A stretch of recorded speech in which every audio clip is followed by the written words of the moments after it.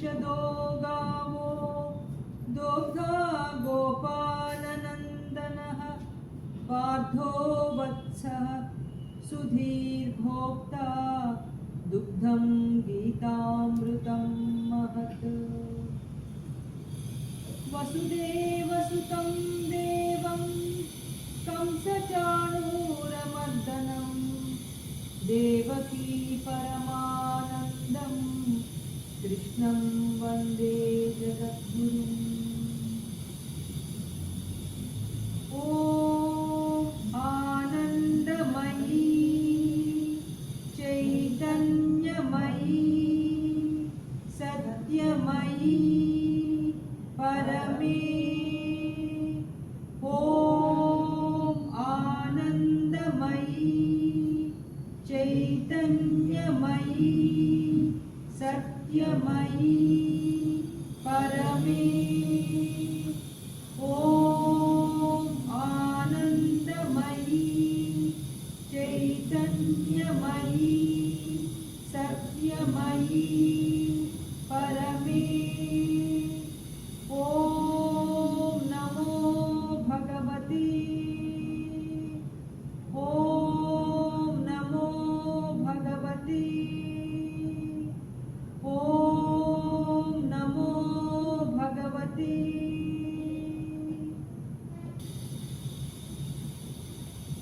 ఇవాళ నుంచి మనం శ్రీ అరవిందుల ఎస్ఏ సౌందర్యంత ప్రారంభం చేసుకుంటున్నాం.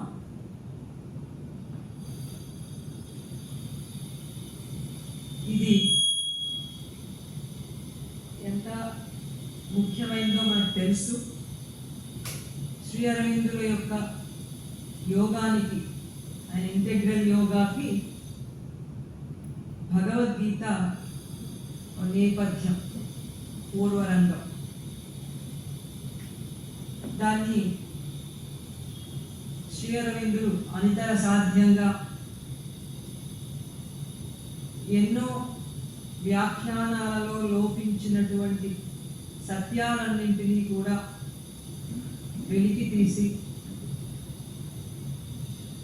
శ్రీకృష్ణుని హృదయాన్నంతటినీ కూడా వారు విశదపరిచారు. వారు దీనికి ఎస్సేస్ అని పేరు పెట్టారు. సాధారణంగా ఏదైనా పుస్తకం రాసామంటే ఇది ఒక గ్రంథం అని పేరు పెట్టుకుంటాం. కానీ వారు ఏమని పెట్టారంటే గీతా వ్యాసాలు అని పేరు పెట్టారు. వ్యాసాలు అన్నారు. అంటే ఒక పుస్తకము అనేదానికి, వ్యాసం అనేదానికి తేడా ఉంది బయట నుంచి చూస్తాం. కానీ వారి వినమ్రత ఎట్లాంటిదంటే దీన్ని వారి ఎస్సేస్ కిందనే రాశారు. ఆ రాయటంలో ఒక సమగ్రత కూడా ఉంది. అది కొన్ని చాప్టర్స్గా వారు రాయటం మనం చూస్తాం. నరనారాయణులని, కురుక్షేత్రం అని, అలాగా వారు ఆ వ్యాసాలకి ఒక్కొక్క వ్యాసానికి అట్లా పేరు పెట్టి అందులో మళ్ళీ కొన్ని అధ్యాయాలు, భగవద్గీతలో వచ్చినటువంటి అధ్యాయాలన్నీ కూడా సమగ్రంగా వారు అందులో వివరణ చేశారు. ఈ గ్రంథం మనం చదవటం వల్ల మనకి ఇంకా ఎక్కువ సులభంగా శ్రీ అరవిందుల యొక్క యోగం మనకి అర్థం అవుతుంది. దీన్ని ఎస్ఏ సౌందర్య గీతాన్ని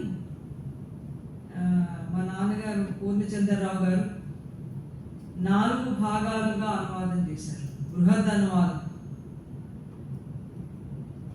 ఆ 4 భాగాలు కూడా చాలా విస్తారంగా, సమగ్రంగా ఉండే అనువాదం.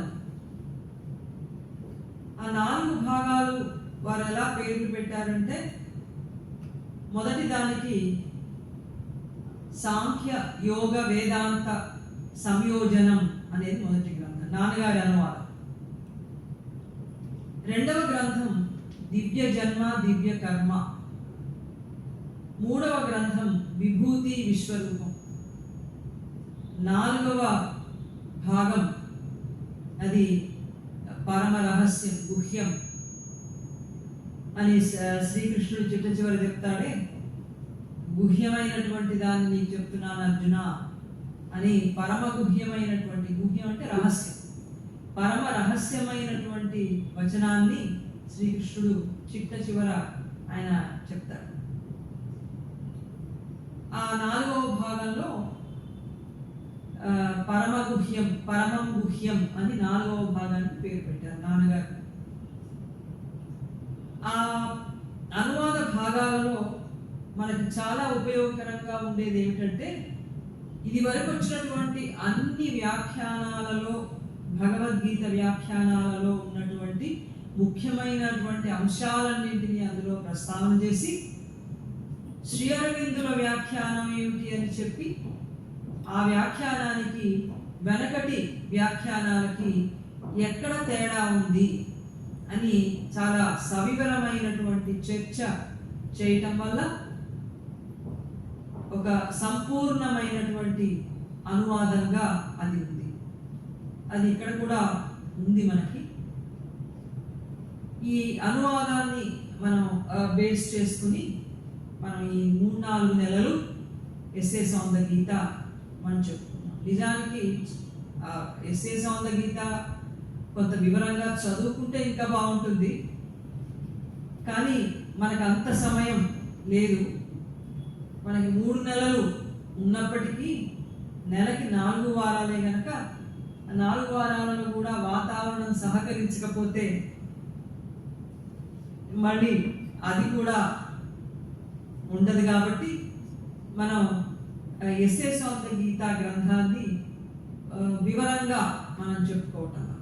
కానీ ఈ 3 నెలల్లో శ్రీ అరవిందుల యొక్క వ్యాఖ్యానాన్ని, అందులో ఉన్న అంశాలన్నిటినీ కూడా మనం వివరంగానే చెప్పుకున్నాం. దానివల్ల మనకి ఒక సమగ్రంగా అర్థమవుతుంది. ఈ చెప్పుకునేటప్పుడు కూడా ఇతర వ్యాఖ్యానాలు వాటిలో ఏమున్నాయి, శ్రీ అరవిందుల వ్యాఖ్యానం అది ఎట్లా ఉంది, ఈ వీరి వ్యాఖ్యానం ఏ విధంగా సమగ్ర యోగానికి ఉపయోగపడుతుంది, ఎట్లా వారు శ్రీకృష్ణుని హృదయాన్ని ఆవిష్కరించారు, ఇలాంటివన్నీ కూడా మనం వివరంగానే మనం చెప్పుకుంటాం. భగవద్గీత ప్రస్థానత్రయంలో ఒకటి. ప్రస్థానత్రయం అని మనకి 3 మహాగ్రంథాలు ఉన్నాయి: వేదాలు, ఉపనిషత్తులు, భగవద్గీత. ఈ 3 కూడా మనకి ఉన్నాయి. వేదాలకు సంబంధించిందే ఉపనిషత్తు, ఉపనిషత్తులు, బ్రహ్మసూత్రాలు, భగవద్గీత. ఈ 3 కూడా ప్రస్థానత్రయం అంటాం. ఆధ్యాత్మిక సాధనకి మనం తీసుకువెళ్ళడానికి ఈ 3 మార్గాలు. ఈ 3 మార్గాలలో ఉపనిషత్తులేమో వేదానికి చెందినటువంటి వేదాంతం అంతా కూడా అందులో ఉంది. ఆత్మ ఏమిటి, ప్రకృతి ఏమిటి, ఎట్లా, ఇదంతా కూడా అందులో ఉంది ఉపనిషత్తు. బ్రహ్మసూత్రాలు తార్కికంగా, ఒక హేతుబద్ధంగా, లాజికల్గా వేదాంతాన్ని అంతటినీ కూడా చెప్పినటువంటి బ్రహ్మసూత్రం. భగవద్గీత స్మృతి ప్రస్థానం. మహాభారతం అనేది మనకి గ్రంథం ఉంది. ఆ మహాభారతంలో ఉన్నటువంటి భగవద్గీత, శ్రీకృష్ణుని యొక్క బోధ అందులో ఉంది. అందులోనే ఇంకా వివరంగా మనకి భగవద్గీతలో మనకు కనపడుతుంది. స్మృతి ప్రధానమైనటువంటిది. వేదాలు, వీటి తర్వాత స్మృతులు వచ్చాయి. ఈ స్మృతి ప్రధానమైనటువంటిది భగవద్గీత. ఇది ప్రస్థానత్రయంలో ఉన్నది, మనకి మానవ జాతికి ఉపయోగపడేటువంటిది. ఇందులో మొట్టమొదట ప్రారంభం అవటమే అర్జునుని సమస్యతో ప్రారంభమైంది. అర్జునుడు ధర్మం ఏదో తెలియక మూఢత్వంలో పడ్డాడు. ధర్మ సమూఢశ్చేతస్కుడై అని మనకు భగవద్గీతలో ఉంటుంది. ఏది ధర్మమో తెలియక పూర్తిగా ఒక నిరాశకి లోనైపోయి కర్తవ్య శూన్యుడై, నేను చేయాల్సినటువంటి పని ఇప్పుడు ఏమిటో నాకు తెలియట్లేదు అని ఒక గందరగోళంలో పడ్డప్పుడు శ్రీకృష్ణుడు ఎటువంటి కర్మని అర్జునుడు చెయ్యాలి అనేది ఆయన భగవద్గీతలో చాలా విస్తారంగా ఆయన చెప్పాడు. ఇది కర్తవ్యోపదేశం, భగవానుడు చేసినటువంటి కర్తవ్యోపదేశం. భగవద్గీత మీద అనేకమైనటువంటి అసంఖ్యాకమైన వ్యాఖ్యానాలు, భాష్యాలు, ఇప్పటికీ కూడా దాని మీద గొప్ప ఆసక్తి చూపిస్తూ రాసేవాళ్ళు తక్కువేం కాదు. ఒకవేళ మనం చూస్తే బళ్ళ మీద బళ్ళకి బళ్ళే ఎత్తచ్చు, అన్ని వ్యాఖ్యానాలు ఉన్నాయి. ఎందుకు ఇంత ఆకర్షణ భగవద్గీత అంటే? ఏమిటి దీంట్లో ఉన్నది? తాత్వికులకే కాదు, ఆధ్యాత్మికులకే కాదు, సామాన్య ప్రజలకి, చివరికి రాజకీయ నాయకులకు కూడా భగవద్గీతే కావాలి, కార్పొరేట్స్ కూడా భగవద్గీతే కావాలి. ఏమిటి ఇందులో అంత, వాళ్ళు దాన్ని ఎలా ఉపయోగించుకుంటున్నారు అనేది ఒక అంశం అయితే, అంత ఆకర్షణీయంగా ఉన్నటువంటి అంశం భగవద్గీతలో ఏముంది అని మనం చూస్తే, మన మానవుడికి, మానవ జాతికి సంబంధించిన ప్రధానమైన అస్తిత్వ సమస్యని ప్రస్తావన చేసింది భగవద్గీత. మానవుడు ఏమిటి, ఏం చెయ్యాలి, అతను చేయాల్సిన సాధన ఏంటి, ఎట్లాంటి కర్మ చేయాలి, అసలు కర్మ ఏమిటి, ఇదంతా కూడా ప్రస్తావించి మానవుడు చేయాల్సినటువంటి కర్మకి సంబంధించిన చైతన్యం ఒకటి ఉంది, దాన్ని అతను చేరుకోవాలి అని భగవద్గీత చెప్పింది. మనం పనులు చేయటం, మనము చేస్తున్నాం పనులు, కానీ పనులు చేయటం అనేది మనం అజ్ఞానంలో చేసేటువంటి పనులు. అందుకని చాలా ఎక్కువ అజ్ఞానం నిండిపోయినటువంటి రాజకీయాలకు కూడా భగవద్గీత మీద గొప్ప ఆసక్తి. అది చదవాలి, తెలుసుకోవాలి అనేది ఒక గొప్ప ఆసక్తి కనబడుతూ ఉంటుంది. ఇందులో శ్రీకృష్ణ పరమాత్మ ప్రధానంగా చెప్పినటువంటి సందేశం ఏంటంటే, మనం ప్రపంచాన్ని వదిలిపెట్టి ముక్తిని పొందడం అనేది మానవుడి కర్తవ్యం కాదు అని చాలా నిష్కర్షగా శ్రీకృష్ణుడు చెప్పాడు. మరి ఏం చేయాలి? ముక్తిని పొందిన తర్వాత తిరిగి మళ్ళీ కర్మలో ప్రవేశించటం అనేదే చాలా ముఖ్యం అని శ్రీకృష్ణుడి సందేశం ఒక లైన్లో చెప్పాలంటే, మోక్షాన్ని ఇక్కడే పొందాలి, తర్వాత మనం తిరిగి మన కర్మాచరణలో పాల్గొనాలి. ముక్తి మోక్షం రెండు ఒకటే. ముక్తి మోక్షం రెండు ఒకటే. ఇంకా సింపుల్గా మనం చెప్పుకోవాలంటే, ఇప్పుడు మనం ఉన్నటువంటి నేచర్ నుంచి హయ్యర్ కాన్షియస్నెస్కి వెళ్ళటం అనేది ముక్తి. ఇదంతా మన నేచర్ని ఇక్కడ వదిలిపెట్టేసి మన ఆత్మని మాత్రం ఒకానొక శాశ్వతమైనటువంటి చైతన్యం ఒకటి ఉన్నది, ఆ చైతన్యంలోకి మనం ప్రవేశించాలి అనేది ముక్తి, మోక్షం. ఇది ప్రకృతి నుంచి వియోగం అని వేదాంతం చెప్తుంది. ఇప్పుడు ముక్తిని ఇక్కడే పొందడం అంటే ఏమిటి? మనకి మన నేచర్, ఇప్పుడున్నటువంటి మన ప్రకృతి లోవర్ నేచర్ అంటాం, అజ్ఞాన ప్రకృతి, అజ్ఞానంలో ఉన్నటువంటి స్వభావం.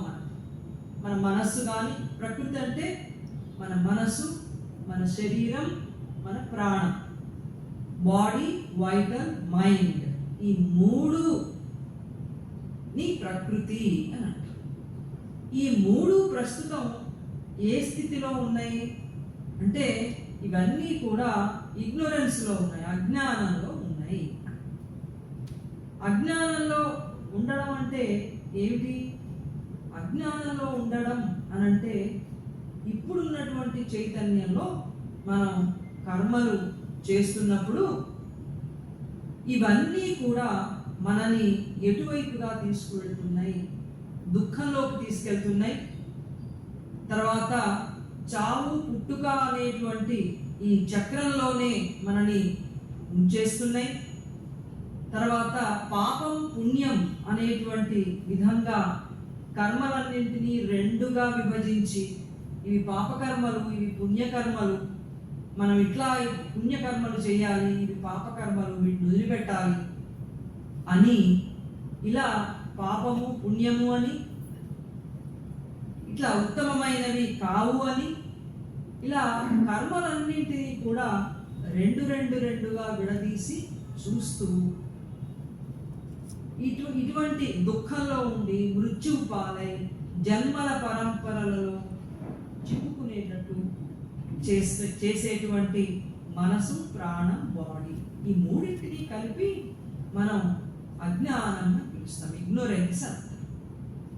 ఇందులో మనం ఉన్నప్పుడు మనలో ఉన్నటువంటి అంతరాత్ముందే ఇదేం చేస్తుందంటే, ఇంకా నాకు ఏదో ఉంది, ఈ ప్రపంచంలో మనం చేస్తున్నటువంటి దానికంటే చాలా నాకు అసంతృప్తిగా ఉంది, ఇంకేదో ఉంది, హయ్యర్ నాలెడ్జ్, అది నాకు కావాలి, అది నేను పొందాలి అని అంతరాత్మ దానికోసం తహతహలాడుతూ ఉంటుంది. ఇది క్లాష్ జరుగుతూ ఉంటుంది మన జీవితాల్లో. పోనీ మనం చేసే పనులకి మనం తృప్తిగా ఉన్నామా, మనం సాటిస్ఫై అయి ఉన్నామా? లేదు. ఏదో అసంతృప్తి, ఏదో దుఃఖం. ఈ దుఃఖం ఎందుకుందో మనకు తెలియదు, ఈ పాపం పుణ్యం ఏమిటో తెలియదు. ఒక్కొక్క చోటికి పోతే ఒక్కొక్కడు ఇది పాపం అంటారు, ఇది కాదంటారు. ఇంకొకడు అడిగితే ఇది పుణ్యం, ఇది చేయి అంటారు. యూట్యూబ్లో మనం ఈ మధ్య చూస్తున్నాం, మీకు ఈ అమావాస్య ఏదో వచ్చింది, అది వచ్చింది, ఇది వచ్చింది, ఇది పెట్టండి, తలుపులు మూసుకుపోతాయి. ఉండేటువంటి చైతన్యం, విశ్వంలో కూడా దైవం ఉన్నాడు. మనం విశ్వం దైవం ఉన్నాడు అని ఒకసారి అనుకుంటాం, లేడు, ఇది మిథ్య, ఈ ప్రపంచం ఉన్నట్టు కనపడుతోంది అని ఒక భావన. కానీ శ్రీకృష్ణుడు భగవద్గీతలో చెప్పిన దాన్ని బట్టి చూస్తే, ఆయనకి విశ్వాన్ని పరిపాలించడానికి ఆయనకి తగినటువంటి ఇన్స్ట్రుమెంట్స్గా కొంతమంది తయారు కావాలి మానవులు. అట్లా తయారు కావటానికి సాత్విక స్థితికి వచ్చినటువంటి వాడు అర్జునుడు. అందుకని అర్జునుడికి గీతోపదేశం చేయడం జరిగింది.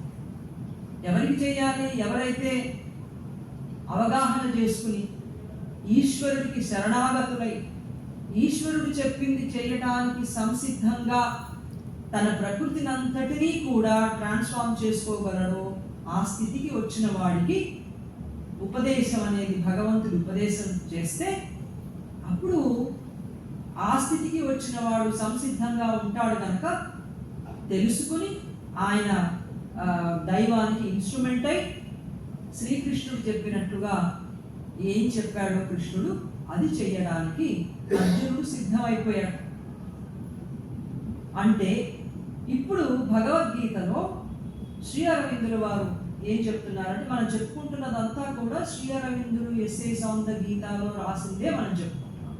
ఇందులో స్వకపోల కల్పితాలు లేవు, తర్వాత మన వ్యాఖ్యానాలు కూడా ఏమి లేవు. శ్రీ అరవిందులు ఏం చెప్పారో భగవద్గీత గురించి అది మాత్రమే మనం ఇక్కడ చెప్పుకుంటాం. అందుకని లోవర్ నేచర్ని ఓవర్కమ్ చేయడం అనేది ఇక్కడ కూడా సాధ్యపడుతుంది సాధన ద్వారా. ఆ సాధ్యపడితే మనం హయ్యర్ కాన్షియస్నెస్కి వెళతాము, ముక్తిని సాధిస్తాము. సాధించి మన నేచర్ కూడా హయ్యర్ నేచర్ అవుతుంది. గీతలో చెప్పాడు, రెండు ప్రకృతులు ఉంటాయని చెప్పాడు. అపరా ప్రకృతి, పరా ప్రకృతి, రెండు ఉంటాయి. సాధారణ ప్రపంచమంతా కూడా అజ్ఞానంలో ఉంది, వాళ్ళ నేచర్ అంతా అపరా ప్రకృతి అని. ఇంకొక ప్రకృతి ఉంది, ఇంకొక నేచర్ ఉంది, అది పరా ప్రకృతి, అది జ్ఞానంతో కూడినటువంటి ప్రకృతి. ఆ పరా ప్రకృతి నాకుంది కాబట్టి నా ప్రకృతిని నేను నియమించి మళ్ళీ మళ్ళీ పుడుతూ ఉంటాను. మీలాంటి ప్రకృతి నాది కాదు, ప్రపంచంలో ఉండేవాళ్ళ ప్రకృతి నాది కాదు అన్నాడు. అందుకని ఇక్కడ శ్రీకృష్ణుడు చెప్తున్నటువంటిది ముక్తిని పొందడం, మన నేచర్ని హయ్యర్ నేచర్గా చేసుకోవడం, మన కాన్షియస్నెస్ని హయ్యర్ కాన్షియస్నెస్గా డెవలప్ చేసుకోవడం, ట్రాన్స్ఫార్మ్ చేసుకోవడం, ఆయనకి ఇన్స్ట్రుమెంట్గా ఉంటాను అన్నాడు. ఇది ముక్తిని పొంది మళ్ళీ తిరిగి మనం పనిలోకి ప్రవేశించటం. ఇది చాలా ఇంట్రెస్టింగ్ పాయింట్. సాధారణంగా మనందరికీ పనికొచ్చేది, సాధారణంగా ప్రపంచంలో ఉండే దాదాపు 99 మందికి పనికొచ్చేటువంటి బోధ ఇది. మనందరం కర్మలలో ఉన్నాం, పనులు చేస్తూ ఉన్నాం, ఏదో ఒక పని.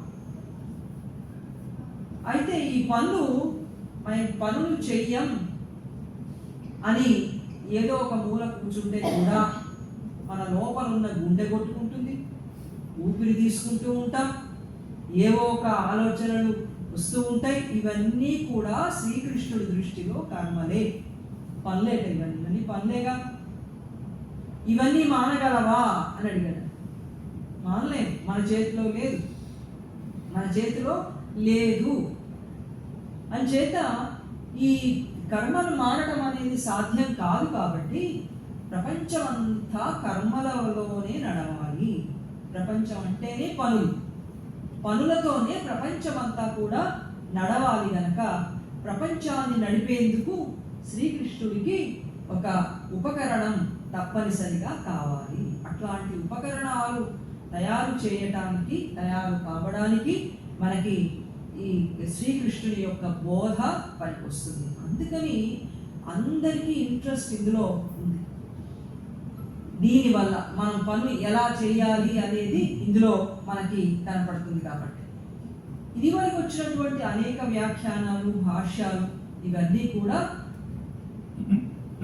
ఎలాగ ఉన్నాయంటే వాళ్ళ సిద్ధాంతాలని ప్రతిపాదన చేసేందుకు అనువుగా భగవద్గీతలో ఉన్నటువంటి అంశాలని ఉదాహరణగా తీసుకుని అట్లా వాళ్ళ సిద్ధాంతాన్ని ప్రతిపాదించేందుకు భాష్యాలు, వ్యాఖ్యానాలు అట్లా వచ్చాయి. గీతలో అద్వైతాన్ని ప్రతిపాదించినటువంటి శ్లోకాలు కొన్ని ఉన్నాయి, విశిష్టాద్వైతమేమో అనిపించేట్లుగా కొన్ని ఉన్నాయి, అట్లాగే ద్వైతం అనిపించేటట్లుగా కొన్ని ఉన్నాయి. అందుకని ఈ సిద్ధాంతాలేమో అందులోనే ఉన్నాయేమో అనేటువంటి విధంగా అక్కడక్కడక్కడ ఈ శ్లోకాలు ఉంటే పూర్వం భాష్యాలన్నీ కూడా కొన్ని వాళ్ళ సిద్ధాంతాలు, ఫిలాసఫీస్ అన్నిటినీ కూడా భగవద్గీతలో ఉన్నాయి అని చెప్పి ఆ విధంగా వ్యాఖ్యానాలు చేశారు. కానీ శ్రీ అరవిందుల యొక్క ఎస్సేస్ ఆన్ ద గీతాలో మాత్రం వారు తన సిద్ధాంతాన్ని భగవద్గీత ద్వారా జస్టిఫై చేసుకోవడానికో లేకపోతే చెప్పడానికో ఆయన దాన్ని ఉపయోగించుకోవాలి. ఎందుకంటే ఆయన సిద్ధాంతం అందులో లేదు కాబట్టి. మదర్ అన్నారు, శ్రీ అరవిందుల యొక్క దర్శనం ఆయనది ఎట్లా ఉంటుందంటే who can understand Sri Aurobindo అని. He is as vast as the universe and his teaching is limitless. ఈ విశ్వమంత విశాలమైనటువంటి జ్ఞానం ఉన్నవాడు శ్రీ అరవిందులు. ఆయన బోధకి అసలు పరిమితులే లేవు. ఎంత విశాలమైనటువంటి వ్యాఖ్యానం అయినది అని మనకి మదర్ అన్నారు. దాన్ని బంగారు గనితో కూడా పోల్చారు, గోల్డ్ మైన్ అన్నారు. గోల్డ్ మైన్ అంటే మనకి ఇష్టమే, గోల్డ్ అనగానే చాలా ఉత్సాహంగా ఉంటుంది, ఎందుకంటే అది ఎప్పుడు పెరిగేదే కానీ తరిగేది కాదు కాబట్టి. కానీ ఇది ఎట్లాంటి గోల్డ్ మైన్ అంటే మానవుడిని ఒక హయ్యర్ కాన్షియస్నెస్ తీసుకెళ్ళేటువంటి గోల్డ్ మైన్. శ్రీ అరవిందులు రాసినటువంటి అన్ని గ్రంథాల్లోకి ఎస్సేస్ ఆన్ ద గీత చాలా మంది, ఎక్కువ మంది చదివారు. ఎందుకంటే గీత అనగానే చాలా ఆసక్తి కలిగి ఉంటుంది కాబట్టి అనేక మంది దీన్ని చదివారు. శ్రీ అరవిందులు ఆయన ఒక చోట ఆన్ హిమ్సెల్ఫ్ అనేటువంటి గ్రంథంలో ఆయన ఏం రాశారంటే, నేను ఎస్సేస్ ఆన్ ద గీతాని ఇంటలెక్చువల్ ఎఫర్ట్తో రాయలేదు అన్నారు, వైజ్ఞానిక కృషితో రాయలేదు. ఆలోచించి రాస్తాను కదా, ఏదైనా రాయాలంటే ఏం చేయాలి, బాగా ఆలోచించాలి, చాలా రీసెర్చ్ చేయాలి, చాలా బుక్స్ చదవాలి, ఇంటలెక్చువల్ ఎఫర్ట్ ఎక్కువ పెట్టాలి. శ్రీ అరవిందులు అన్నారు, ఒక అత్యున్నతమైనటువంటి స్థితి నుంచి, ఒక సైలెన్స్ ఆఫ్ మైండ్ నుంచి నేను ఈ ఎస్సేస్ ఆన్ ద గీత రాశాను అని అన్నారు. అలా రాసినప్పుడు మనకి మన ఇంటలెక్చువల్గా మనం ఏమనుకుంటున్నామో అవి మన రైటింగ్లో రావడానికి ఏ అవకాశం కూడా ఉండదు.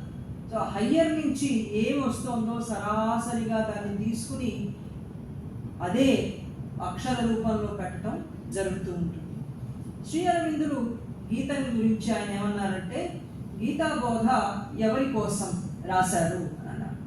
అంటే the teaching of Gita is the teaching for life. Gita అనేది సన్యాసం కోసం భగవంతుడు ఉపదేశం చేయాలి. జీవితం నుంచి సన్యసించడానికి ఉపదేశించలేదు, ఇది జీవితం కోసం చేసినటువంటి బోధ అన్నారు. వాస్తవ జీవితం కోసం, వాస్తవ జీవితం అంటే ఇప్పుడున్న ప్రాక్టికల్ లైఫ్ కోసం, ఈ వాస్తవ జీవితం కోసం ఉన్నది కానీ గీత, అది సన్యసించి జీవితం నుంచి పక్కకి వెళ్ళిపోవడానికి గీతా బోధ లేదు అన్నారు. And not a teaching for the life of A closet అన్నారు.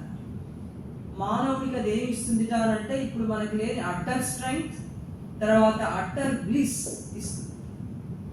మనకి అజ్ఞానంలో ఉన్నాం కాబట్టి జ్ఞానం అనే బలమే లేదు మనకి, బట్ పరిపూర్ణమైనటువంటి బలం, జీవించడానికి కావలసినటువంటి అట్టర్ స్ట్రెంగ్త్, అలాగే ఆనందం, అట్టర్ బ్లిస్, ఈ రెండూ కూడా మానవుడికి ఇస్తుంది గీతా బోధ. నిజానికి జీవితం యొక్క లక్ష్యం ఇదేట, పరిపూర్ణమైనటువంటి జ్ఞాన బలంతో ఆనందంతో ప్రపంచం జరగటం, ప్రపంచం జీవించటం అనేదే ప్రపంచం యొక్క లక్ష్యం. కానీ నిజానికి ప్రపంచాన్ని చూస్తే మనకి అట్లా అనిపించదు, మన జీవితాలను చూసుకున్నా అనిపించదు. ఓ రోజు సంతోషంగా ఉంటాం, 4 రోజులు మళ్ళీ దుఃఖపడుతూ ఉంటాం. ఒక రోజు ఏదో ప్రశాంతంగా శాంతిగా ఉంటుంది, మళ్ళీ తర్వాత కొన్ని రోజుల పాటు అశాంతే ఉంటుంది. అందుకని నిజానికి ప్రపంచ జీవితం, మన జీవితం అంటే ఇది పరిపూర్ణమైన జ్ఞాన బలంతో, పరిపూర్ణమైన ఆనందంతో జరగాల్సిన పని. ఇక్కడ అట్లా లేదు, ఇక్కడ దుఃఖం ఉంది, మృత్యు ఉంది, ఇవన్నీ ఉన్నాయి. అందుకని ఈ జీవితం నుంచి పక్కకు వెళ్ళిపోదాము, ఈ జీవితం వద్దు అని అనిపిస్తూ ఉంటుంది. కానీ గీతోపదేశం మన జీవితం కోసం ఉంది, అంతేకాని సన్యాసం కోసం లేదు, సన్యసించమని చెప్పట్లేదు అని శ్రీ అరవిందులు చెప్పారు. ఇప్పుడు కొన్ని మనం బ్రీఫ్గా చెప్పుకుంటున్నాం ఇది, ఎందుకంటే ఇది మొదటి రోజు కాదు. ఇక నెక్స్ట్ వీక్ నుంచి డీటెయిల్స్లోకి మనం వెళతాం. కర్మ ఏంటి, ఎట్లా చెప్పాడు, ఏం చేయమన్నాడు, ఇవన్నీ కూడా. తర్వాత భగవద్గీత ఎన్నో ఆధ్యాత్మిక సమస్యలతో సంగ్రహంగానైనా చాలా లోతుగా వ్యవహరించింది అన్నారు శ్రీ అరవిందులు. బట్ భగవద్గీత గురించి శ్రీ అరవిందులు ఏం అంటున్నారనేది మనం ఇప్పుడు చెప్పుకుంటున్నాం. Almost all spiritual problems have been briefly but deeply dealt within the Gita, and I have tried to bring out all that fully in the essays. నేను రాసిన ఎస్సేస్ ఆన్ ద గీతాలో, భగవద్గీతలో ఏమేమి ఆధ్యాత్మికమైనటువంటి విషయాలు ఉన్నాయో వాటన్నిటినీ కూడా నేను స్పష్టంగా ఇందులోకి తీసుకురావడానికి ప్రయత్నం చేశాను అని చెప్పి అన్నాను. ఆయన దృష్టిలో వేదం, ఉపనిషత్తులు, తర్వాత భగవద్గీత, ఈ 3 కూడా మహనీయమైనవి అన్నారు. అయితే వేదంలో కూడా మనం గీతలో చూసినట్లయితే త్రైగుణ్య విషయాన్వేద నిస్త్రైగుణ్యో భవార్జున అనే మాట చూస్తాం ఒక చోట వేదాన్ని ప్రశంసించినటువంటి వాక్యాలు మనం కొన్ని చూస్తాం. అంటే పాక్షికలు ఎంతవరకు వేదం మనకు ఉపయోగపడుతుంది, వేదాన్ని కూడా అధిగమించినటువంటి చైతన్యానికి మనం ఎట్లా వెళ్ళాలి, ఇవి మనకి భగవద్గీతలో శ్రీకృష్ణుడు చెప్పాడు. ప్రతిదానికి కొంత ఉపయోగం ఉంటుంది, ఆ తర్వాత మరింతగా మనం ముందుకు వెళ్ళటం అనేది తప్పనిసరి అవుతుంది. దాన్నే పట్టుకుని అంతా ఇందులోనే ఉంది అని అనుకోవడం వల్ల మానవ జాతికి పరిపూర్ణమైనటువంటి జ్ఞానం రావడానికి అవకాశం ఉండదు. ఇంకొక దాన్ని మనం చూడం, ఇదే అన్నీ ఇందులోనే ఉన్నాయి అనే ఒక పుస్తకం పట్టుకున్నామంటే ఇక ఆ తర్వాత వచ్చినటువంటి జ్ఞానం వైపుకి మన దృష్టి పోనేపోదు. అందుకని ఇవన్నీ మహనీయమైనవే, ఇవన్నీ అత్యున్నతమైనటువంటి జ్ఞానం వైపు మానవ జాతిని, ప్రపంచాన్ని తీసుకువెళ్ళాయి అని వారు అన్ని. ఆ తర్వాత వీటి తర్వాత కూడా ఎటువంటి జ్ఞానం వైపుగా మనం వెళ్ళాలో ఆయన చెప్పారు. శ్రీ అరవిందులకి గీత శ్లోకాల మీద ఆయన మెడిటేట్ చేస్తూ ఉన్నప్పుడు వెనకటి రోజుల్లో. అప్పుడు ఆయనకి కొన్ని అనుభవాలు, కొన్ని పైనుంచి జ్ఞానానికి సంబంధించిన వెలుగులు వచ్చేవి. ఇది ఆయనకి ఉన్నతాల నుంచి వాస్తవంగా వచ్చాయి. కానీ కింద నుంచి మనం సాధన చేస్తున్నప్పుడు మనకు కూడా వచ్చినట్టు అనిపిస్తుంది. ఆయనకు అక్కడక్కడ వెలుగులు వచ్చాయి, మనకి ట్యూబ్ లైట్లే వెలుగుతున్నట్టు అనిపిస్తాయి. అబ్బో పెద్ద వెలుగులు వచ్చాయి నాకు అనిపిస్తుంది. మనకి ఎందుకు అనిపిస్తుంది అంటే మన నేచర్ మనని హయ్యర్ వైపుకి వెళ్ళనీయకుండా మనం సాధన ప్రారంభం చేయంగానే మనని అక్కడే ఉంచేయడానికి మనకి ఒక భ్రమలు కనిపిస్తుంది. మీకు కృష్ణుడు కనపడ్డాడు, అరవిందుల వారి కనపడ్డారు. ఎవరు చూశారు? మన నేచర్ అడుగుతుంది, మన మైండ్ అడుగుతుంది. ఎవరు చూశారంటే అరవిందుల వారికి వచ్చే అనుభవాలు. ఆయన రాసుకుంటే మేము విన్నాము, మంచివాళ్ళం కనుక సరే అనుకున్నాం. మాకు వస్తే మాత్రం వచ్చాయా లేదా అని మీరు సానరాయి మీద ఆ సాన పెట్టి చూసుకోమని చెప్తారేమిటి? అవి నిజంగా వచ్చాయో లేదో జాగ్రత్తగా అబ్జర్వ్ చేసుకోమని చెప్పడం ఏమిటి అని మన లోవర్ నేచర్లో ఉన్నప్పుడు మన మైండ్ ఇట్లాంటి ప్రశ్నలే వేస్తుంది. కానీ దీనికి మాత్రం మనం లోబడనే కూడదు. అప్పుడే రావు. నిజంగా అనుభవాలు వచ్చినప్పుడు న్యాచురల్గా వస్తాయి. ఆ వచ్చినవి మనకి ఆటోమేటిక్గానే తెలుస్తాయి.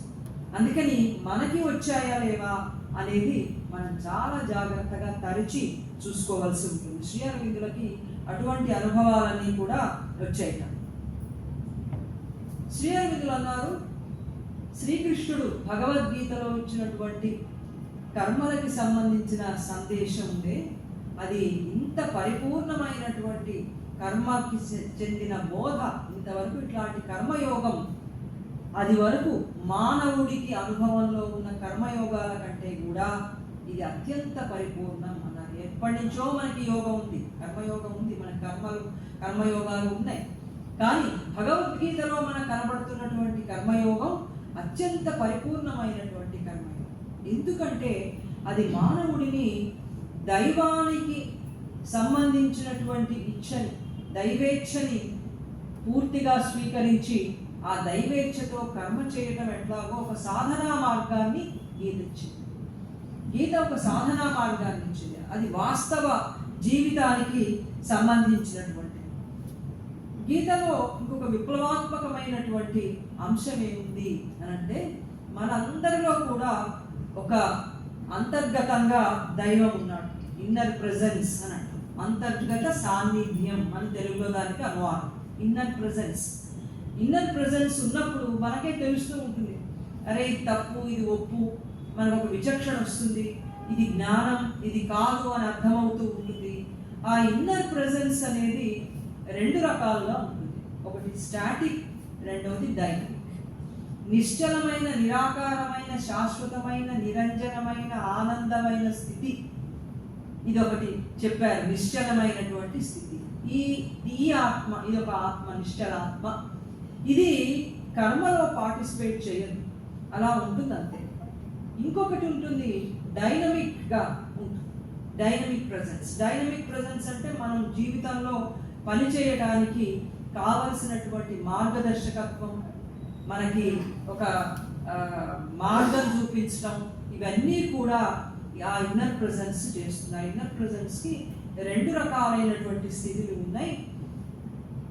ఆ రెండవ స్థితి అనేది ఇన్నర్ ప్రెజెన్స్, అది ఈశ్వరుడు మనకి మార్గదర్శకుడు, తర్వాత మనకి గురువు, దివ్యదేశకుడు అయినటువంటి కృష్ణుడు, ఆయన డైనమిక్గా ఉండేటువంటి ఇన్నర్ ప్రెజెన్స్. మనము ఆ డైనమిక్గా ఉండేటువంటి ఇన్నర్ ప్రెజెన్స్కి మనం సమర్పణ చేసుకుంటూ ఉంటాం, మనని మనం అర్పించుకుంటూ ఉంటాం, సరెండర్ అవుతూ ఉంటాం. మనం అంటే ఇప్పుడు మనం మాట్లాడుకుంటున్నటువంటి కాంటెక్స్ట్లో మనము అంటే మన లోవర్ నేచర్. మన లోవర్ నేచర్ అంటే బాడీ, లైఫ్, మైండ్, బుద్ధి, ఇవన్నీ కూడా మనం ఈ దైవానికి మనం సమర్పించుకోవాలి.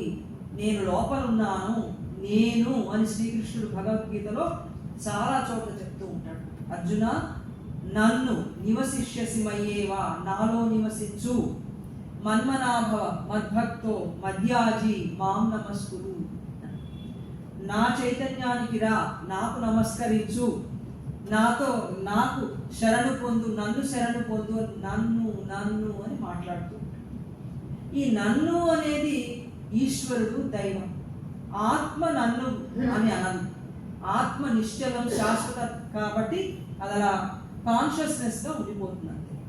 కానీ దానికి ఇంకొక యాంగిల్ ఉంది, ఇంకొక స్థితి ఉంది, డైనమిక్గా ఉండేటువంటి లక్షణం కూడా ఉంది. క్రియాశీలం అంటాం తెలుగులో. క్రియాశీలం అంటే కర్మలలో ప్రవర్తిస్తూ ఉంటుంది ఆ చైతన్యం. ఆ చైతన్యం శ్రీకృష్ణుడు, ఆ చైతన్యం ఒకటి ఉంది అని భగవద్గీత నిర్ధారణ చేసింది. అలా చేస్తే మనకేం ఉపయోగం? మనలోనే దైవం ఉన్నాడు, మనలో మార్గదర్శకుడు ఉన్నాడు, విశ్వాన్నంతటినీ కూడా పరిపాలించేటువంటి ఈశ్వరుడు ఉన్నాడు. ఆయనతో మనం ఏకమై ఆయనకి మనని మనం సమర్పణ చేసుకుని మన లోవర్ నేచర్ని హయ్యర్ నేచర్గా మనం ట్రాన్స్ఫార్మ్ చేసుకోవడానికి, మార్చుకోవడానికి అవకాశం ఉంటే, ఆ హయ్యర్ కాన్షియస్నెస్ కనుక మనకు వచ్చినట్లయితే మనం పనులు చేసే విధానం అంతా మారుతుంది. పనులని చూసేటువంటి పర్సెప్షన్ కూడా పూర్తిగా మారుతుంది.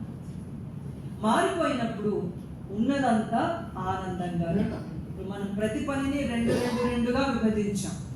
ఒకే ఎక్స్పీరియన్స్ని సుఖము దుఃఖము అన్నాం, ఒకే ఎక్స్పీరియన్స్ని లాభం నష్టం అన్నాం, ఒకే ఎక్స్పీరియన్స్ని జయం అపజయం అని రెండుగా మనం చూస్తున్నాం. వాటి రిజల్ట్స్ కూడా మనం అట్లా చూస్తున్నాం. కానీ అంతా ఒకటే, జయమైనా అపజయమైనా ఇవన్నీ ఒకటిగా చూడటం అనేది సమత్వం అని శ్రీకృష్ణుడు భగవద్గీతలో మనకి చెప్పాడు. ఇవన్నీ సమంగా చూసేవాడు సమత్వ స్థితి పొందినవాడు. ఈ సమత్వ స్థితి నుంచి నువ్వు పని చేయి, యుద్ధం చేయి. సో కర్మ ఒక పని ఎట్లా చేయాలి అంటే సమత్వ స్థితి నుంచి చెయ్యాలి అనేది మనకి భగవంతుడు భగవద్గీతలో ఇచ్చినటువంటి గొప్ప సందేశం. అట్లా చేయాలంటే మనలో ఉన్నటువంటి డైనమిక్ ఇన్నర్ ప్రెజెన్స్కి మనని మనం సమర్పించుకోవాలి, ఆయనను చూడాలి, ఆయనతో మనం ఏకం అవ్వాలి. ఆయన ఇచ్చ ఏమిటి, ఆయన సంకల్పం ఏమిటి మనకి అప్పుడు తెలుస్తుంది. అందుకని గీత ఇచ్చినటువంటి అద్భుతమైన ఒక పరమ రహస్యం, దాని సెంట్రల్ సీక్రెట్ ఏంటి అని అంటే ఈ డైనమిక్గా ఉండేటువంటి దైవం అనేటువంటి దానికి మానవుడు తాను సమర్పించుకోవడం అని. అందుకని కృష్ణుడు ఆత్మన బ్రహ్మన, ఆయన బ్రహ్మకి సంబంధించిన వాడైనా కృష్ణుడుగా ఒక వ్యక్తిత్వం, మనకి మళ్ళీ శరీరం, మనకి మళ్ళీ ఒక బుద్ధి, మనకి మళ్ళీ ఒక స్వభావం, మనస్సు, మనకి మళ్ళీ ఒక వైద్యం, ఇవన్నీ ఉన్నాయి ఆయన కూడా. కానీ మనం ఉన్నట్టుగా, ఈవెన్ మనకున్నట్లుగా అంత కింద స్థాయిలో లేవు, చాలా హయ్యర్ స్థాయిలో ఉన్నాయి, చాలా ఉన్నతమైనటువంటి జ్ఞాన స్థాయిలో ఉన్నాయి. అవతారమూర్తిగా ఉన్నాడు. అట్లా ఉన్నటువంటి వాడు వ్యక్తి. ఆ వ్యక్తిగా ఉన్నటువంటి దైవం, అంటే దైవం కూడా వ్యక్తిగా ఉండొచ్చు. అందుకని ఆయన ఏమి అంటున్నాడంటే నాకు సమర్పణ చేసుకో, నాకు నన్ను అనే మాటలు అనడం ఆ డివైన్ ఈ క్రియాశీలమైనటువంటి దైవ చైతన్యానికి గుర్తు. ఈ క్రియాశీలమైనటువంటి యోగం భగవద్గీత మనకిచ్చింది ఇతర యోగాల కంటే కూడా అని శ్రీ అరవిందులు చెప్పారు. ఇక్కడ శ్రీ అరవిందుల యొక్క పూర్ణ యోగం కానీ పరివర్తన కానీ గీతలో ఉన్నాయా, అందులో ఉన్నాయా అని అడిగినప్పుడు వాళ్ళ శిష్యులు కూడా అడిగారు, ఇందులో ఉన్నాయా భగవద్గీతలో మీరు ప్రతిపాదన చేసినటువంటి ఇంటెగ్రల్ యోగా కానీ, ట్రాన్స్ఫర్మేషన్ కానీ, కలెక్టివ్ సాధన, ఇవన్నీ కూడా అందులో ఉన్నాయా గీతలో, శ్రీకృష్ణుడు చెప్పాడా అని అడిగారు. అడిగితే ఆయన ఏమన్నారంటే పూర్ణయోగానికి కావలసినటువంటి ఒక సమగ్రమైన దృక్పథం ఒకటి కనిపిస్తుంది. నేను చెప్పినటువంటి పూర్ణయోగానికి కావలసిన ఒక దృక్పథం అక్కడ కనపడుతుంది, కానీ ఇవేవి కూడా భగవద్గీతలో లేవు అని అన్నారు. అలాగే శ్రీ అరవిందులు ప్రకృతి పరిపూర్ణత గురించి, ఆయన చెప్పారు. ప్రకృతి పరివర్తన గురించి చెప్పారు. నేచర్ ట్రాన్స్ఫర్మేషన్ గురించి చెప్పారు. ఇది ట్రాన్స్ఫార్మ్ కావాలి, మన నేచర్ ట్రాన్స్ఫార్మ్ కావాలి. ఇది ప్రకృతి పరివర్తన. ఈ ప్రకృతిని పరివర్తన చేసుకోవటం అనేది భగవద్గీతలో ఉందా అని అడిగారు శిష్యుడు. అడిగినప్పుడు ఇది కూడా భగవద్గీతలో లేదు అని ఆయన అన్నారు. గీతలో పరివర్తన సంగతి లేదు, అలాగే దివ్య చైతన్యాన్ని గురించి శ్రీకృష్ణుడు ప్రస్తావన చేయలేదు, కలెక్టివ్ సాధన అనేది లేదు. కానీ గీతలో పూర్ణయోగానికి కావలసినటువంటి కొన్ని బ్రాడ్గా ఉండే కొన్ని లైన్స్ ఉన్నాయి, కొన్ని దృక్పథాలు ఉన్నాయి అని చెప్పి ఆయన చెప్పారు. అదేంటంటే గీత జీవితాన్ని కర్మని అంగీకరించింది. జీవితం, ప్రపంచం, జీవితం ఇవన్నీ ఒకటే. సో ప్రపంచం మిథ్య కాదు, ఇది యథార్థం అని గీత అన్నది. ఆయనకు నాకు సంబంధించిందే ఈ ప్రపంచం అంతా. అందుకని ప్రపంచం అనేది ఇది జీవితాన్ని కర్మని భగవద్గీత అంగీకరించింది, ఇది యథార్థం అని అంగీకరించింది. శ్రీ అరవిందుల యొక్క పూర్ణయోగంలో కూడా జీవితం యథార్థం, కర్మలు కూడా ఇక్కడ ఉన్నతమైనటువంటి నేచర్ ట్రాన్స్ఫర్మేషన్ తర్వాత చేసేవి, మనం చేసేవన్నీ కూడా దైవానికి సంబంధించిన కర్మలే అవుతాయి. ఎందుకంటే దైవం ఏం చేయమన్నాడో మనకు అప్పుడు అర్థమవుతుంది కనుక ఈ ట్రాన్స్ఫర్మేషన్ అయిన తర్వాత దైవం చెప్పినవే మనం చేస్తాం కాబట్టి మనకి ఉన్నతమైనటువంటి కర్మలన్నీ కూడా చేస్తాం. ఆ తర్వాత దివ్య వ్యక్తిత్వం ఒకటి ఉంది, అతీతం ఒకటి ఉంది అని భగవద్గీత అంగీకరించింది. దివ్య వ్యక్తిత్వం ఉంది. శ్రీకృష్ణుడి వ్యక్తిత్వం ఎట్లాంటిది, నేచర్ అయింది, ఆయన పర్సనాలిటీ ఎట్లాంటిది, దివ్యమైన వ్యక్తి. చూడటానికి మనకి మళ్ళీనే ఉన్నాడు. చిన్నతనంలో కూడా మనం చేసిన వాళ్ళే ఆయన చేశాడు, మనకంటే ఇంకా ఎక్కువే చేశాడు.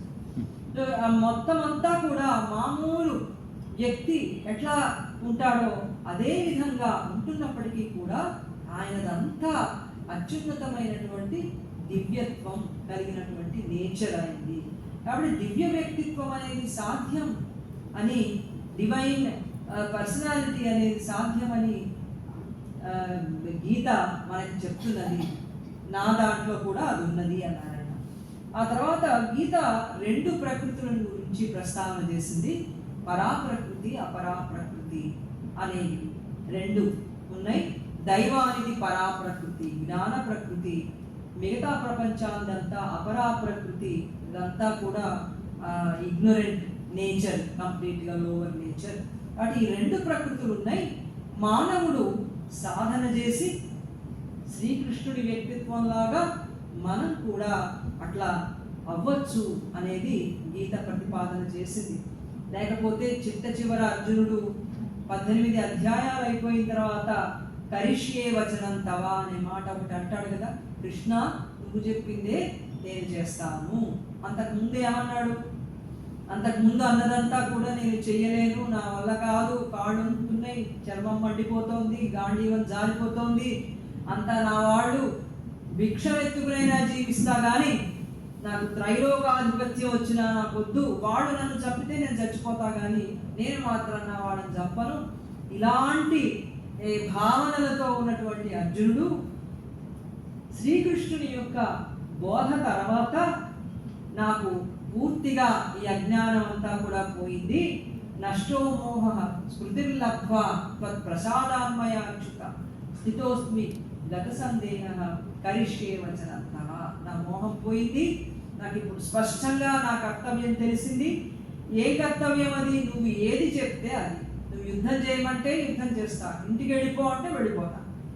నువ్వు ఏది చెప్పమంటే, నువ్వు ఏది చెయ్యమంటే అది చేసేటువంటి విధంగా నాకు ఇప్పుడు అంతా పూర్తిగా జ్ఞానోదయమైంది అని చెప్పి ఆయన అన్నాడు. ఎట్లా అయింది ఇదంతా? బోధిస్తే అవుతుందా? బోధిస్తే వింటాం, సంతోషిస్తాం, కానీ కర్మలోకి మాత్రం అది రావడం చాలా కష్టం. పరాప్రకృతి, అపరాప్రకృతి స్వభావం ఏదో మారిందట. ఆ బోధ తర్వాత అర్జునుడిలో ఒక మార్పు వచ్చింది స్వభావంలో. ఆ స్వభావంలో మార్పు అది ఏమిటి అనేది మనకి దాదాపుగా పరివర్తన, మార్పు ఏదో వచ్చింది అని మనం కూడా అనుకోవాలి అన్నారు ఆయన. గీతలో పరివర్తన గురించి చెప్పలేదు. గీత ఏం చెప్పిందంటే ఒక ఉన్నతమైన ఆధ్యాత్మిక చైతన్యాన్ని పొంది అక్కడి నుంచి కర్మలు చేయాలి అని చెప్పి గీత చెప్పింది. కర్మల మీద ఎక్కువగా నొక్కి చెప్పింది గీత. కర్మ చేయవలసిందే. గీత చేసింది ఏంటంటే కర్మ, భక్తి, జ్ఞానం ఈ మూడింటిని కూడా సంయోజనం చేసింది. అది ఎట్లా సంయోజనం చేసింది అనేది మనం తర్వాత చూస్తాం. ఈ మూడు ఒకటే అయిపోయి అటువంటి జ్ఞానానుభవంతో మనం కర్మలు చేయాలి అని చెప్పి గీత చెప్తాం. అర్జునుడికి మార్పు వచ్చిందని మనకు తెలిసింది, శ్రీ అరవిందులు అంటున్నారు. కానీ అర్జునుడిలో ప్రకృతిలో అతని ప్రకృతి అంతా కూడా పూర్తిగా ఆయన మనస్సు కానీ, ఆయన వైటల్ కానీ, ఆయన బుద్ధి కానీ ఇవన్నీ ఉపకరణాలు అంటారు, ఇన్స్ట్రుమెంట్స్. మనకి ఒక పని చేయడానికి మన ఇన్స్ట్రుమెంట్స్ ఏమిటి? మన బాడీ చేయాలనేటువంటి కోరిక, మన వైటల్, తర్వాత ఆలోచించి చేసేటువంటి మైండ్, ఇది సరి అయింది అవునా కాదా అని విచక్షణ చేసే బుద్ధి, ఇంటలెక్ట్, తర్వాత ఒక అనుభూతి పొందుతూ చేయటం హార్ట్. ఇవన్నీ కూడా మనకి ఉపకరణాలు. ఈ ఉపకరణాలు, ఇన్స్ట్రుమెంట్స్ అన్నీ అర్జునుడిలో ఎట్లా ఉన్నాయి? డివైన్ ఇన్స్ట్రుమెంట్స్ అయ్యాయా, లేకపోతే హ్యూమన్ ఇన్స్ట్రుమెంట్స్ గానే ఉన్నాయా అని అంటే శ్రీ అరవిందులు అన్నారు, మనం పరిశీలించి చూస్తే అర్జునుడిలో ఉన్నటువంటి ఇన్స్ట్రుమెంట్స్ అన్నీ కూడా ఆశాంతం మొత్తం మామూలు మానవుడికి సంబంధించిన ఉపకరణాలుగానే ఉండిపోయాయి, అట్లాగే ఉన్నాయి. వాటిలో పరివర్తన ఏమీ రాలేదు అన్నారు. ఆ తర్వాత మన గీత ఎక్కడైతే ఆగింది, ఎక్కడైతే ముగిసిందో అక్కడి నుంచి శ్రీ అరవిందుల యొక్క పూర్ణయోగం ప్రారంభమవుతుంది. గీత ముగిసిపోయింది. అత్యున్నతమైనటువంటి ఆధ్యాత్మిక రహస్యం దగ్గర గీత ఆగింది అన్నారు శ్రీ అరవిందులు. ఒక మహోజ్వలమైనటువంటి ఒక ఆధ్యాత్మిక మనసు దగ్గర గీత అక్కడ ఆపాడు ఆయన కృష్ణుడు. ఎందుకు ఆపాడో మనకు తెలియదు. అక్కడ ఆపాడు. ఎక్కడ ఆపాడు? ఆధ్యాత్మిక చైతన్యం దగ్గర ఆపాడు. ఆ తర్వాత శ్రీ అరవిందులు చైతన్యం ఆయన అనుభవంలో, ఆయన సాధనలో, ఆయన సుప్రామెంటల్ కాన్షియస్నెస్, సూపర్ మైండ్ అనేటువంటి దివ్య చైతన్యం అనేటువంటి చైతన్యాన్ని ఆయన అనుభవంలోకి తెచ్చుకుని ఆ చైతన్యంలో ఆయన ప్రవేశించి ఆ సూపర్ మైండ్ నుంచి పనిచేయటం ఎట్లాగో ఆయన చెప్పారు. అందుకని ఆయన ఏమన్నారంటే భగవద్గీత అత్యున్నతమైనటువంటి ఆధ్యాత్మిక శిఖరాల దగ్గర అక్కడ ఆగింది. దివ్య చైతన్యం అనేటువంటి మహోజ్వలాలలో అది అడుగు పెట్టాల. ఆ దివ్య చైతన్యాన్ని శ్రీ అరవిందులు ఆయన అనుభవంలో, సాధనలో ఆయన పొందారు. ప్రపంచానికి ఆయన ఇచ్చారు. మనం ఇక్కడ ఎందుకు కృష్ణుడు చెప్పలేదు? కృష్ణుడు చెప్పని దాన్ని శ్రీ అరవిందులు చెప్పేటంతటి వారా అని సాధారణ మనస్సుకి ఒక ప్రశ్న వస్తుంది.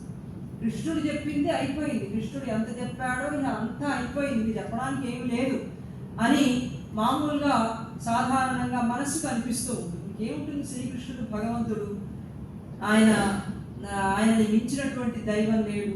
కాబట్టి ఆయన చెప్పిన తర్వాత ఇంకా మిగిలిపోవడం అంటూ ఉంటుందా అంటే శ్రీ అరవిందులో చోటు చెప్పారు, ఎవ్వరు ఏమైనా అనుకోనండి, నన్ను ఫూల్ అనుకోనివ్వండి, వీడు పనికిరాని పని చేస్తున్నాడు అనుకోనివ్వండి, ఏమైనా అనుకోనివ్వండి, అది నాకు కృష్ణుడికి సంబంధించింది. కాబట్టి కృష్ణుడు చెప్పనిది నేను అక్కడి నుంచి చెప్పాను అంటే అది నాకు శ్రీకృష్ణుడికి సంబంధించింది, ఎవరేమనుకున్నా సరే అన్నాడు అని ఆయన అట్లా దాన్ని వదిలేశారు. ఇక మహాభారతం అనేది భగవద్గీత మహాభారతంలోనా లేకపోతే అది ప్రక్షిప్తమా అని ఒక ప్రశ్న.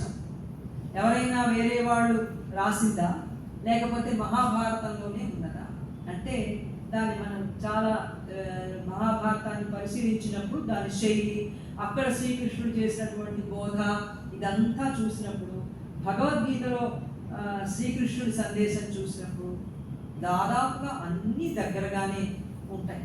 ఉండి మహాభారతంలో ఆ ఘట్టంలో శ్రీకృష్ణుడు చేసినటువంటి ఆ ఉపదేశం, భగవద్గీతలో ఉపదేశం రెండు ఒకటిగానే ఉండి అది మహాభారతంలోదే అని చెప్పి మనకి తెలుసు. ఇక్కడ మనకి భగవద్గీత అనేది అది యోగ శాస్త్రం. మనకి ప్రతి అధ్యాయం వెనకాల కూడా మనకి చూస్తే శ్రీ భగవద్గీత సుపనిషత్సు బ్రహ్మ విద్యాయాం యోగ శాస్త్రే శ్రీకృష్ణార్జున సంవాదే అని. సంవాదం, ఇద్దరు కలిసి మాట్లాడుకుంటే సంభాషణ. అర్జునుడు అడుగుతూ ఉంటాడు, కృష్ణుడు సమాధానం చెప్తాడు. ఆయన సమాధానం ఈయనకి తృప్తిపరచకపోతే మళ్ళీ ప్రశ్నలు అడుగుతాడు, చాలా గట్టిగా అడుగుతాడు అర్జునుడు కూడా. దానికి ఈయన చాలా స్పష్టంగా రూఢంగా గట్టిగా సమాధానం చెప్తూ ఉంటాడు. అందుకని సంవాద రూపంలో ఉపనిషత్ సాంప్రదాయమే మనకి ఇందులో కూడా కనబడుతుంది. ఉపనిషత్తుల్లో కూడా అట్లాగే కనబడుతుంది, ప్రశ్న సమాధానాలు. సో ఇక్కడ సంవాదం, ఇది యోగ శాస్త్రం అని. బ్రహ్మ విద్య యోగ శాస్త్రం అని. యోగం అంటే మానవ చైతన్యం దైవ చైతన్యంతో ఏకమై దైవ చైతన్యంగా అయిపోవడం పేరు యోగం. యోగం అంటే కలయిక, మనకు తెలిసింది. సో మన చైతన్యం దైవ చైతన్యంతో కూడా కలిసిపోయి ఆ చైతన్యంగా మారిపోతే దాన్ని యోగం అని మనం అంటాం. పరిపూర్ణమైనటువంటి పని చేయాలంటే, కర్మ చేయాలంటే ఈ యోగం అనేది తప్పనిసరిగా అవసరమవుతుంది. అప్పుడే మనకి దైవం ఇచ్చ, ఆయన విల్ ఏంటి అనేది తెలుస్తుంది. మనందరం ఇక్కడ ఎందుకున్నాం అంటే డివైన్ విల్ని ఇక్కడ తీసుకురావడం కోసం మనం దైవ సంకల్పాన్ని నెరవేర్చేటువంటి ఇన్స్ట్రుమెంట్స్గా మనం తయారు కావడానికి ప్రపంచం, తర్వాత మనుషులు, వ్యక్తులు వచ్చాం. మనకి ఇది తెలియడానికి ఈ యోగ సాధన వల్ల మనకి తెలుస్తుంది. మన ఇచ్చని దైవేచ్ఛతో ఒకటి చేసినప్పుడు దైవ సంకల్పమే మన సంకల్పం అయిపోతుంది. ఇంకా మనకి వేరే విల్ అనేది ఏమి ఉండదు. ఆ విల్ అనేది ఏమి మనకి ఉండదు. దైవం యొక్క విల్లునే మనం కర్మలోకి తీసుకొస్తాం. ఆయన ఏం పని చేయమంటే అది చేస్తాం.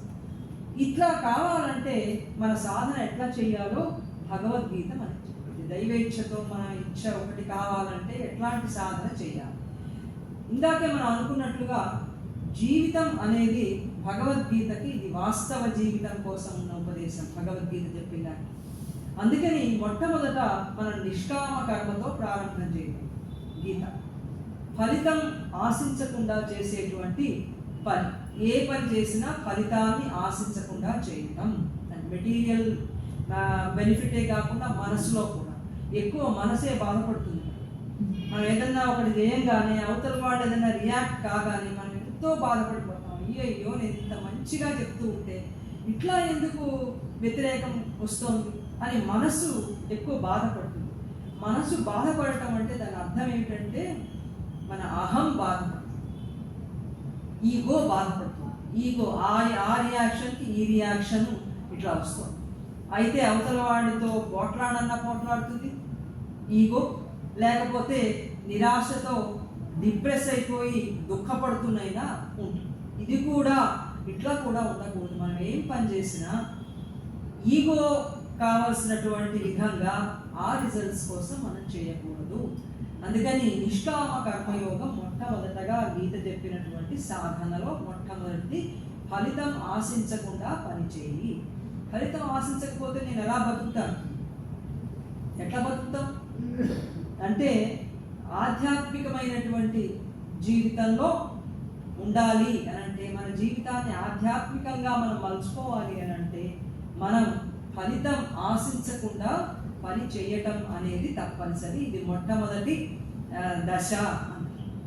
ఇక రెండవది, ఇలాగా మనం ఫలితం ఆశించకుండా పనులు చేస్తూ ఉన్నప్పుడు మనకి ఇంకొక ఎక్స్పీరియన్స్ వస్తుంటుంది. సెకండ్ స్టేజ్ ఆఫ్ ఎక్స్పీరియన్స్కి వెళ్తా ఉంటాం. అక్కడే వస్తుంది కానంటే, అరే పనులు నేను చేస్తున్నాను కానీ నాలో రెండు ప్రిన్సిపల్స్ ఉన్నాయి. ఒకటి పురుషుడు, ఒకటి ప్రకృతి అనే ఈ రెండు ప్రిన్సిపల్స్ ఉన్నాయి. ఈ రెండింటిలో పనిచేసేది, నాతో పని చేయిస్తున్నది ప్రకృతి, నేచర్ పని చేయిస్తోంది. జ్ఞానం అనే ప్రిన్సిపల్ పురుషుడు, అది కాదు పని చేయించేది, నాలో ఈ రెండు ఉన్నాయి అని మనం పనిని సాక్షి మాత్రంగా చూస్తూ ఉంటాం. ఇది రెండవ దశ అన్నది. ఏమీ మనకి బాధ లేదు, ఏది లేదు, అది కూడా పోయి మనం సాక్షి మాత్రంగా విట్నెస్గా చూస్తాం. విట్నెస్ సంతకం పెట్టండి అంటే పోయి పెట్టొస్తాంగా మనం, మనకేం ఆలోచిస్తాం ఏం ఆలోచించాం, విట్నెస్ అంతే, పెట్టాము వచ్చాం. అసలైన వాడు ఆలోచించుకుంటాడు, అందులో ఏమున్నాయి, ఏమిటి, నాకేం వస్తాయి, ఏం పోతాయి, ఇవన్నీ ఆలోచించుకుంటాడు. అలాగా మనలో ఉన్నటువంటి పురుషుడు లేదా ఆత్మ అనేది సాక్షి మాత్రంగా అలా చూస్తూ ఉంటుంది, దానికి ఏమి ఉండదు, ప్రకృతి మాత్రం పనిచేస్తోంది అనే అనుభవం వస్తుంది. మూడవ దశకి ఈ రెండు కూడా ఇలా జరుగుతూ ఉండగా మూడవ స్టేజ్ ఒకటి వస్తుంది. అదేంటి అంటే ఇంకొక రియలైజేషన్ వస్తుంది.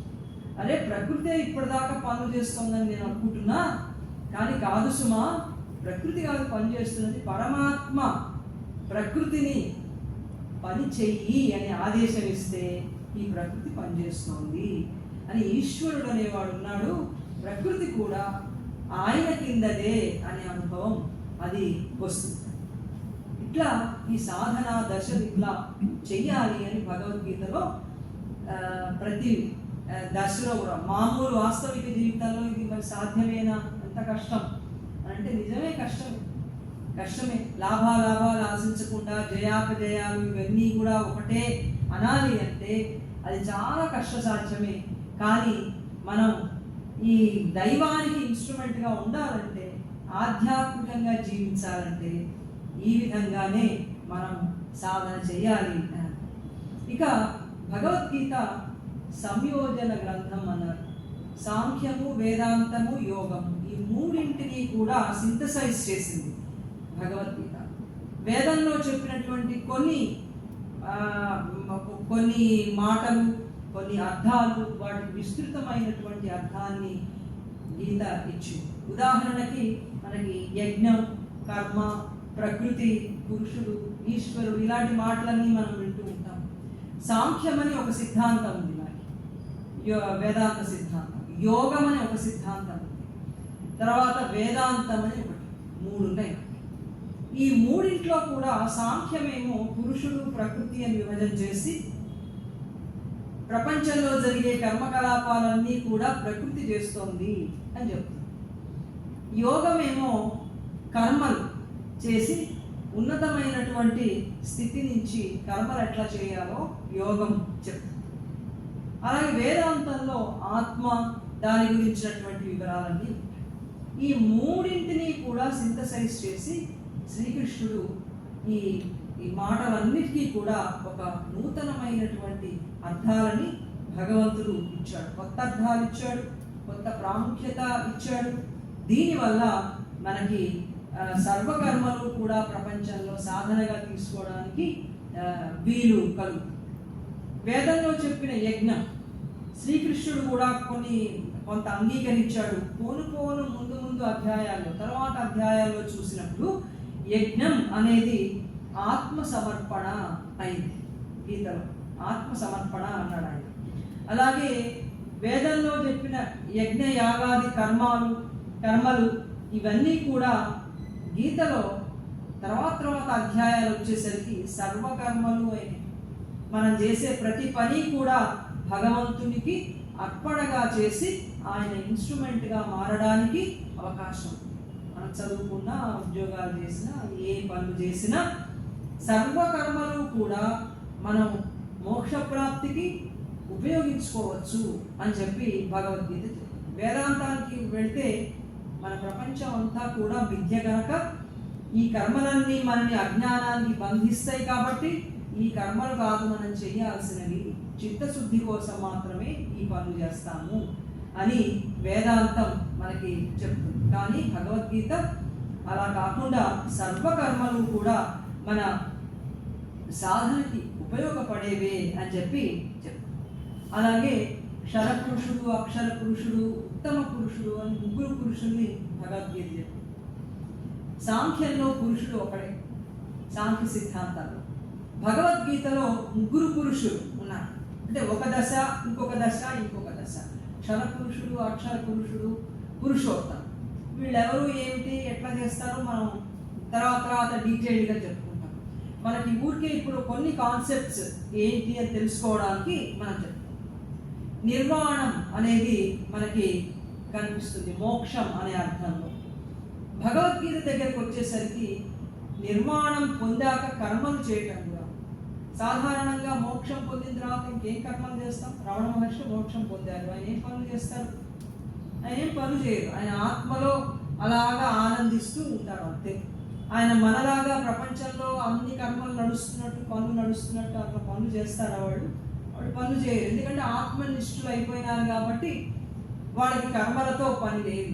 కానీ శ్రీకృష్ణుడు భగవద్గీతలో ఆయన ఏం చెప్పాడంటే, ఇందాక మొట్టమొదటిలో మనం అనుకున్నట్లుగా అట్లా నిర్వాణంలో ఉండిపోయేటట్లు అవకాశం ఉంది. తర్వాత భగవంతునికి పనికి వచ్చే విధంగా మనం ప్రపంచంలో పనులు చేయడానికి కూడా మనకి అవకాశం ఉంది. కనుక భగవంతుడికి ఎవరు కావాలి? ఆయన పనిచేసేవాడు కావాలి, ఆయన ఇచ్చిన ప్రపంచంలో నెరవేర్చేవాడు కావాలి. కాబట్టి మోక్షం పొందాక కూడా మనం ప్రపంచంలో పనులు చేయొచ్చు, అది కూడా దివ్య కర్మయోగం అన్నారు.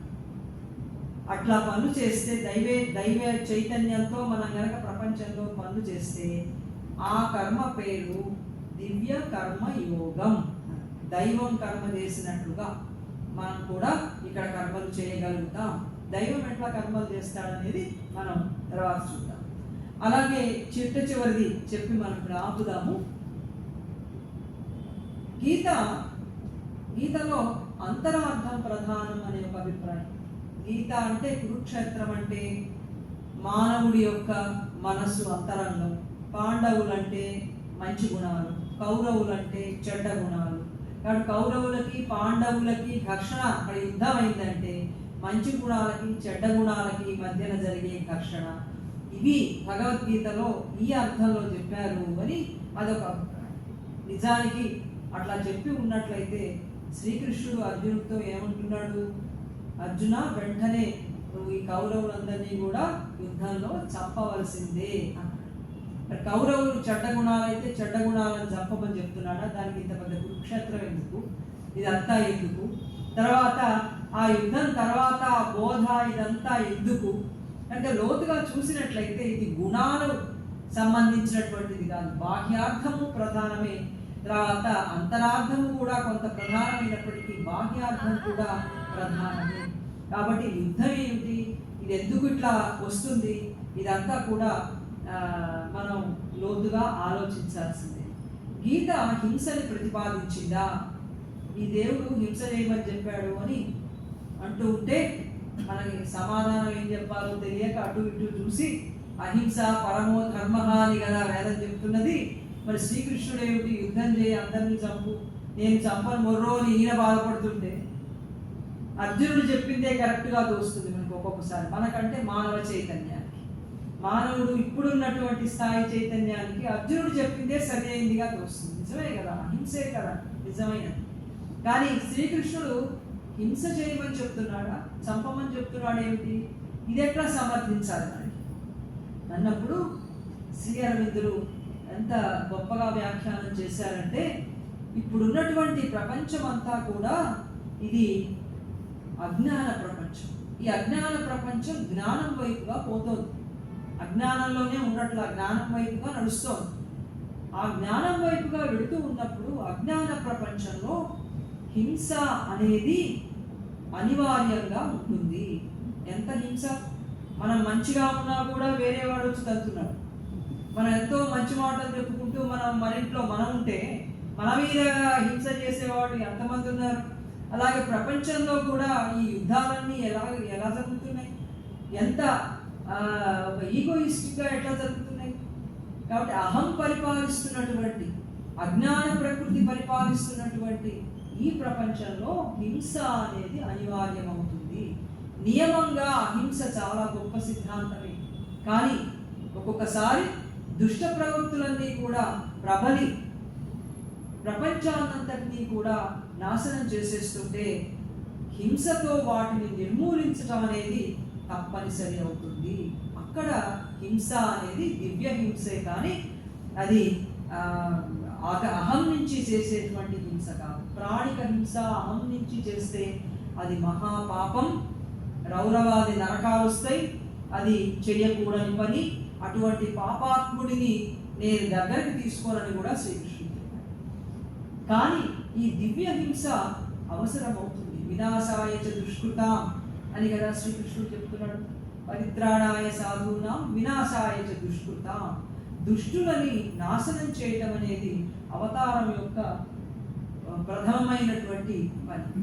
అందుకని నియమంగా అహింస మంచిదే అయినప్పటికీ ఈ అజ్ఞాన ప్రపంచంలో దుష్ట ప్రవృత్తులన్నిటినీ కూడా తీసేయాలంటే హింస తప్పనిసరి అవుతుంది. అటువంటప్పుడు హింస చేయటం అనేది అనివార్యమే అవుతుంది అని చెప్పి శ్రీకృష్ణుడు అని శ్రీ అరవిందుడు చెప్పి, శ్రీకృష్ణుడు చేసినటువంటి హింస, చెయ్యమని చెప్పినటువంటి హింస దివ్య హింసే కానీ అహం నుంచి అహం ప్రాబల్యం కోసం, అహం యొక్క ఆధిపత్యం కోసం చేసే హింస కాదు. అందుకేగా మరి మొట్టమొదట 2వ అధ్యాయం నుంచి ఏమని చెప్తున్నాడు? బుద్ధియోగంతో మొదలుపెట్టాడు శ్రీకృష్ణుడు. యుద్ధం చేయమని చెప్పి సమత్వంతో నువ్వు యుద్ధం చేయాలి అని, సమత్వం సాధించాలి అనేది ముందు పెట్టాడు కండిషన్. సమత్వం సాధించడం అంటే ఏమిటో మనకి తెలుసు.